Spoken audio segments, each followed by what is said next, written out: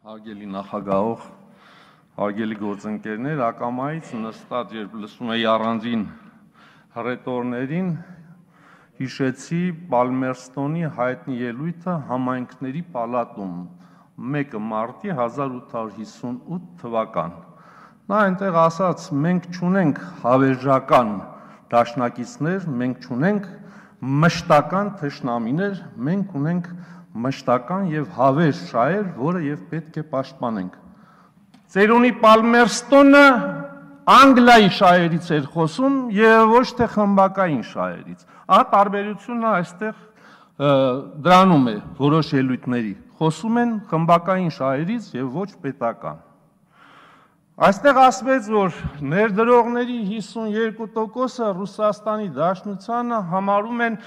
համաշխարհային ֆինանսների ապակայունացման գործոն։ Հետն էլ ասեցին քանդվող երկիր, բայց քանդվող երկիրը ո՞նց է կարողանում համաշխարհային ֆինանսները խարխլել։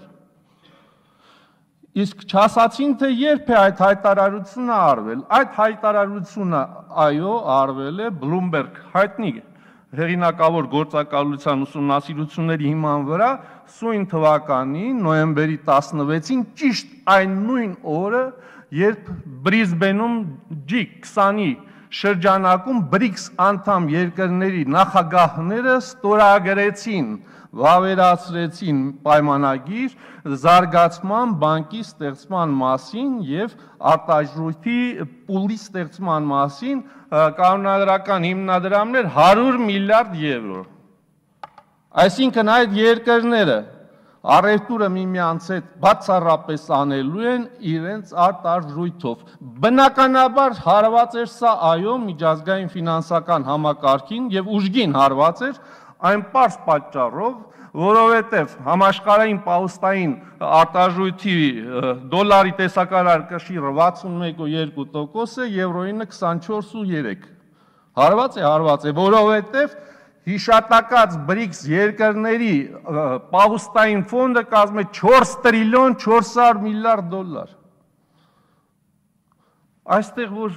Ռուսաստանի լացն են լացում, լավ, այդ միլիարդուկես չինացիները իրանց ղեկավարներով այդքան խելք չունեն, հնդիկները 1.5 միլիարդ ժողովրդով այդքան խելք չունի,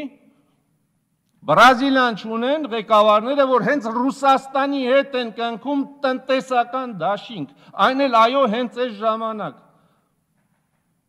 որտեղ հաշվարկել են այդ մարդիկ։ Իսկ ձեր ասած տնտեսական մյուս ալտերնատիվ դաշինքների մասին Ջոզեֆ Ստիգլիցը վերջերս շատ հետաքրքիր բան է ասել։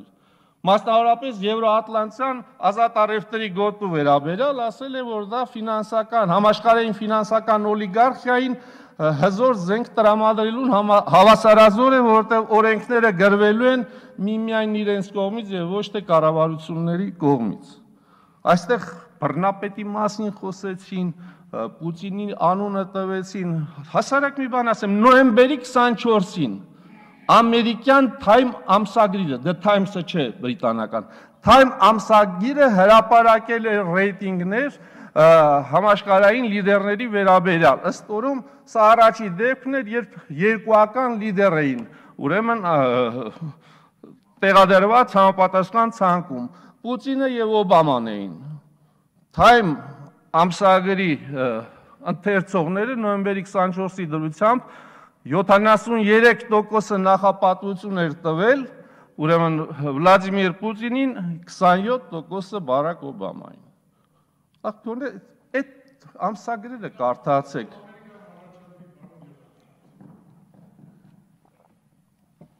Ներվы сдают։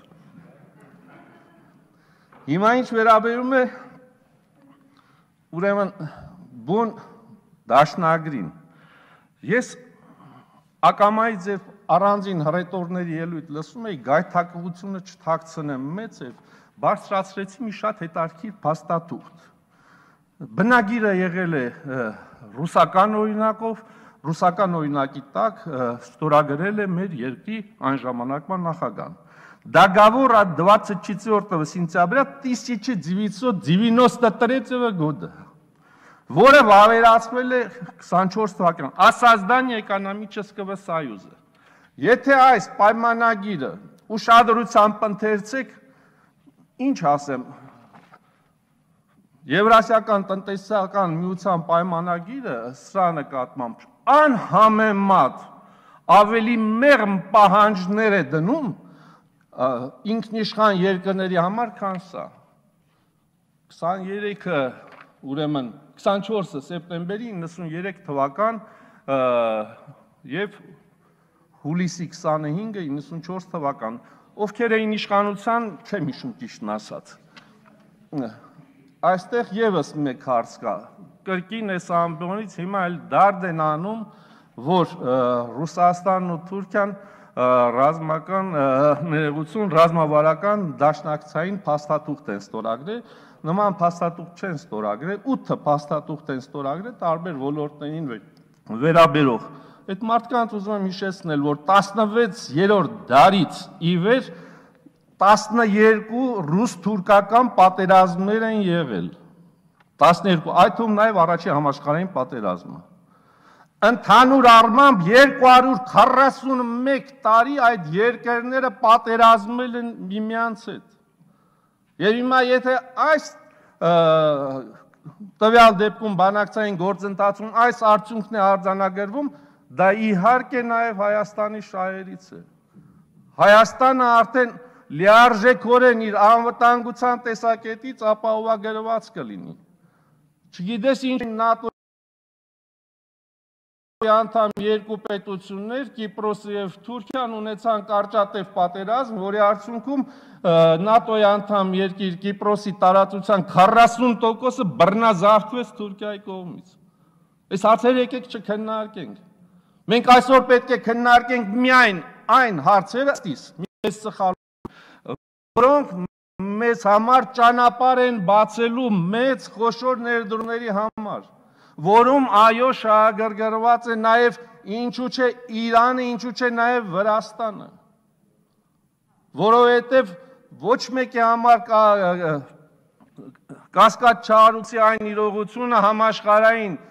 տնտեսությունը այո այսօր էլ մեկ քայլի հեռավորության վրա է գտնում նոր համաշխարհային ֆինանսատնտեսական պատերազմից։ Եվ այդ համաշխարհային կրիզիսը, որ ցավոք սրտի անտարակույս լինելու է, հաղթարման մի ճանապարհ կա, այո, եթե մենք կարողանանք Լիսաբոնից մինչև Վլադիվոստոկ ստեղծենք միասնական ազատ առևտրի գոտի։ Դրա այլ ընտրանքը չկա եւ դա արդեն գիտակցում են նաեւ շատ ճիշտ բերվեց Բունդեստագի լուսավոր ուղերները, որտեղ մարդիկ հաշվարկում են բոլոր այն դրդապատճառները, որոնք աշխարհը բերեցին 2008 թվականի համաշխարհային ֆինանսական կրիզիսի հաղթահարված չեն։ Ուստի նրանք կրկնվելու ավաղ մեծ հավանականություն ունեն։ Եվ այս պարագայում Եվրասիական տնտեսական միությանը անդամագրվելը եզակի ճիշտ քայլ էր։ Եզակի ճիշտ քայլ էր նաև այն առումով, որ ճիշտ դրա հաջորդ օրը եւ այս ամբիոնից շատ ճիշտ պարոն Հարությունյանն ասեց, որ ճանապարհ է բացում այո Եվրամիության հետ, ես չսխալվեցի, Եվրամիության հետ ասոցիացիան պայմանագիր կնքելու համար։ Եվ սա կարող է իրոք վարակելի դրականի առումով օրինակ դառնա եւ մարդիկ ասեն, այո, տեսեք Հայաստանը ծաղկում է աչքերի առաջ, որովհետեւ երբեք չի հակադրել տնտեսական շահերը Եվրամիության մի կողմից, Եվրասիական տնտեսական միության մյուս կողմից։ Ահա այստեղ է հիմնական խնդիրը։ Եվ եթե մենք կարողանայինք այս հարցերին մասնագիտորեն ճշգրիտ մոտեցումներ դրսևորել, հավատացնում եմ ձեզ, դա լուրջ հեռանկարներ եւ հնարավորություններ կբացեր մեր առաջ։ Ահա սա է իրողությունը։ Եվ մենք յուրաքանչյուր նման բախտորոշ պայմանագիր քննարկելիս մենք պետք է հենց քննարկման ժամանակ արդեն այնպիսի լիցքեր հաղորդենք այդ քննարկումներին, որոնք նոր հորիզոններ կբացեն բոլորիս առաջ։ Շնորհակալություն։